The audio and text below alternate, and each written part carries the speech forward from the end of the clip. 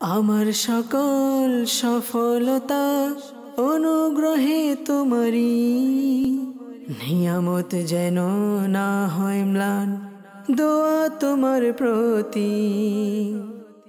আলহামদুলিল্লাহি রাব্বিল আলামিন ওয়াসসালাতু ওয়াসসালামু আলা সাইয়্যিদিল মুরসালিন আম্মা বা'দ ফাআউযু বিল্লাহি মিনাশ শাইতানির রাজীম বিসমিল্লাহির রহমানির রহিম ওয়াসসালাতু ওয়াসসালামু আলাইকা ইয়া রাসূলুল্লাহ ওয়া আলা আলিকা ওয়া আসহাবিকা ইয়া হাবিবাল্লাহ আসসালাতু ওয়াসসালামু আলাইকা ইয়া নবিয়্যাল্লাহ ওয়া আলা আলিকা ওয়া আসহাবিকা ইয়া নূরাল্লাহ। প্রিয় দর্শক শ্রোতা, আবারও উপস্থিত হয়েছি আপনাদের মাঝে মাদানী চ্যানেলের বিশেষ অনুষ্ঠান সফলতার পথ নিয়ে। আজ আমরা সফলতার পথ অনুষ্ঠানে সফলতার একটি মাধ্যম সম্পর্কে অবগত হব। আল্লাহ পাক আমাদেরকে সৃষ্টি করেছেন, দুনিয়ায় পাঠিয়েছেন, একটা সুনির্দিষ্ট উদ্দেশ্য আল্লাহ তাআলা আমাদেরকে দান করেছেন। আর সেই উদ্দেশ্য মোতাবিক যখন বান্দা নিজের জীবনকে অতিবাহিত করবে, আল্লাহ পাকের দরবার থেকে সফলতা মিলবে, রহমত ও মাগফিরাত মিলবে।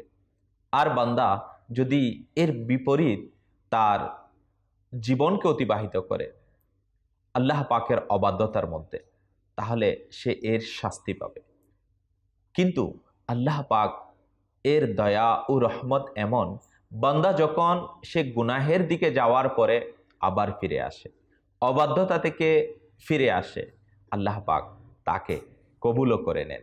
প্রিয় ইসলামী ভাইরা ও দর্শক শ্রোতা, আজ আমরা এক মহান ওলিয়ে কামিল এর ঘটনা শ্রবণ করব। হযরত হাবিব আজমি রহমতুল্লাহি তাআলা আলাইহি অনেক বড় ওলিয়ে কামিল ছিলেন। বসরা শহরে অধিবাসী ছিলেন। তাওবা করার পূর্বে তিনি অনেক ধনী ছিলেন আর লোকদেরকে সুদের বিনিময়ে ঋণ দিতেন। অবস্থা এমন ছিল যে যখন কোনো ঋণ গ্রহীতা থেকে ঋণ আদায় করতে যেতেন আর সে দিতে পারত না, তখন তার থেকে নিজের সময় নষ্ট করার জরিমানাও গ্রহণ করতেন।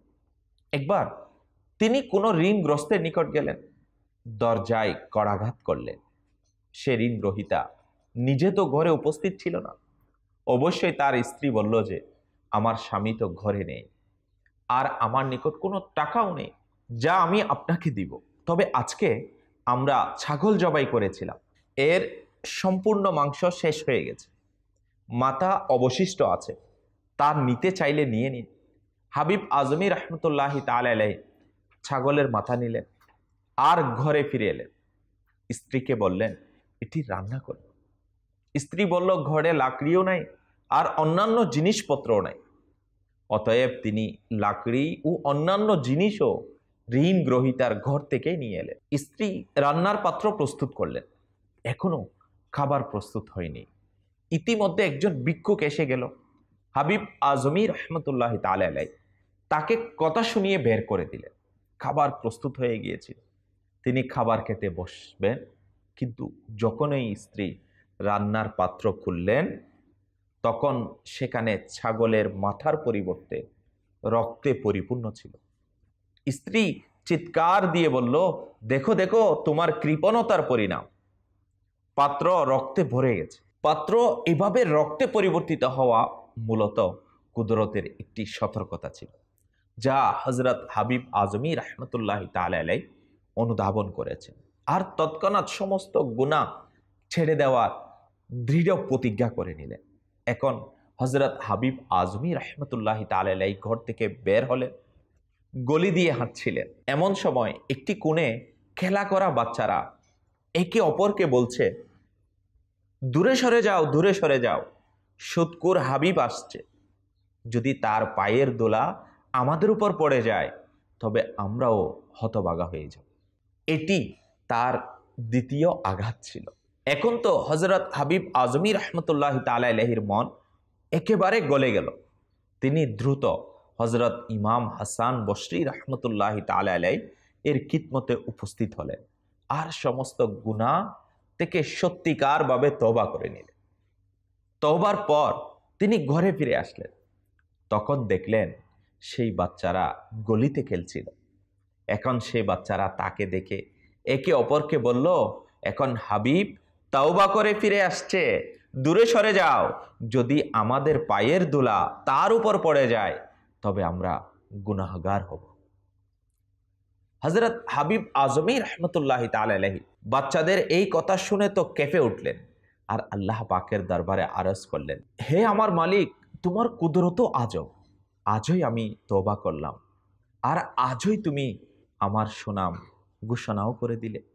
এরপর হযরত হাবিব আজমি রহমতুল্লাহ তাআলা আলাইহি সকলের হক আদায় করলেন, যাদের সাথে সুদের লেনদেন ছিল সব শেষ করলেন এবং আল্লাহ পাকের ইবাদতে লিপ্ত হয়ে গেলেন। প্রিয় দর্শক শ্রোতা, ভাবুন তো, তওবাকারীর উপর আল্লাহ পাকের রহমত কত দ্রুত বর্ষণ হয়ে থাকে।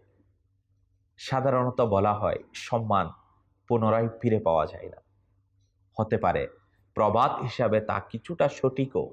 অবশ্যই আল্লাহ পাকের অনুগ্রহের প্রতি দৃষ্টি দেয়া হলে, বুজুর্গানে দ্বীনের জীবন যাপনের পদ্ধতি অধ্যয়ন করা হলে তবে প্রতীয়মান হয় যে যদি বান্দা সঠিক পথ অবলম্বন করে তবে হারিয়ে যাওয়া সম্মানও পুনরায় ফিরে পাওয়া যায়। শর্ত শুধুমাত্র একটাই, মানুষ যেন সঠিক পথ অবলম্বন করে। আউলিয়ায়ে কিরামের জীবনী পড়ে দেখুন, হাজারো আউলিয়ায়ে কিরাম এমন রয়েছেন যারা তওবা করার পূর্বে গুনাহে লিপ্ত ছিল। সমাজে তাদেরকে ঘৃণার চোখে দেখা হতো, মানুষ তাদেরকে ঘৃণা করত, কিন্তু যখনই তারা তওবা করলো, নেক পথের মুসাফির হলো, ইবাদত ও রিয়াজতে লিপ্ত হলো, তখন সেই লোকেরাই যারা পূর্বে ঘৃণা করত তাদের ব্যবহারকৃত জিনিস হতে এখন বরকত নিতে লাগলো। আমাদের এখানকার মানুষ মনে করে সম্মান টাকা দিয়ে পাওয়া যায়, পদ ও পদবি দ্বারা পাওয়া যায়, সুট বুট দ্বারা সম্মান পাওয়া যায়। বান্দার নিকট দামি গাড়ি থাকলে তো সম্মান মিলে, হাতে দামি মোবাইল থাকলে তো সম্মান মিলবে, 1000 টাকার পোশাক পরিধান করে নিলে সম্মান মিলবে, আলিশান দালান যদি থাকে তবে সম্মান পাওয়া যায়। কিন্তু এমন নয়। আল্লাহ পাক ইরশাদ করেন, পারা 22 সূরা ফাতির আয়াত 10, কাজুল ইমান থেকে অনুবাদ, যে কেউ সম্মান চায় তবে সমস্ত সম্মান আল্লাহ পাকের হাতে।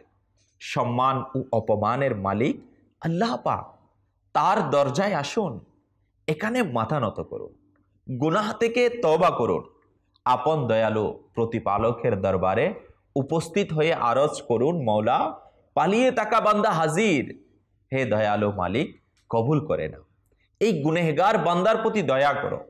বান্দা আপন গুনাহে অবাধ্যতায় সত্য মনে লজ্জিত হয়ে তওবা করুক, এটি হলো সম্মান পাওয়ার সঠিক পথ, এটি হলো সফলতা পাওয়ার সঠিক পথ। এখানে নত হয়ে দেখুন, আল্লাহ পাক দয়া করবেন, ইনশাআল্লাহুল করিম অবশ্যই দয়া করবেন। এটি আল্লাহ পাকের বড় দয়া, তিনি তওবার দরজা সর্বদা খোলা রেখেছেন। আমরা জীবনের যেই অবস্থানে রয়েছি, আমরা জমিন থেকে আসমান পর্যন্ত গুনাহ করে ফেলেছি, গুনাহের পাহাড়ের নিচে চাপা পড়ে আছি, তবুও উপায় বিদ্যমান রয়েছে। যেখানে রয়েছি সেখান থেকেই জীবনের দিক পরিবর্তন করেনি, আপন দয়ালু প্রতিপালকের নিকট মাথা নত করে তওবা করেনি। প্রিয় দর্শক শ্রোতা, এটা তো তওবার বরকত সম্পর্কে আমরা শুনছিলাম। আমাদের শুধুমাত্র অনুভব করতে হবে, একাকী বসে ভাবতে হবে, আমি দুনিয়ায় কেন এসেছি আর কি করছি। আমাকে আমার প্রতিপালকের দরবারে উপস্থিত হতে হবে, বাস। এই অনুভূতি, এই অনুশোচনা, সত্য মনে তওবা, এটাই হলো জীবনের সমস্ত হতাশার অনেক বড় সমাধান। প্রিয় দর্শক শ্রোতা, আমাদের লজ্জিত হওয়া শিখে নেওয়া উচিত। মনে রাখবেন, বারবার গুনাহ করা অর্থাৎ গুনাহের অভ্যাস করে নেয়া, গুনাহ করে এর উপর অটল থাকা, লজ্জিত না হওয়া, এটি অনেক বড় অপদস্থতা।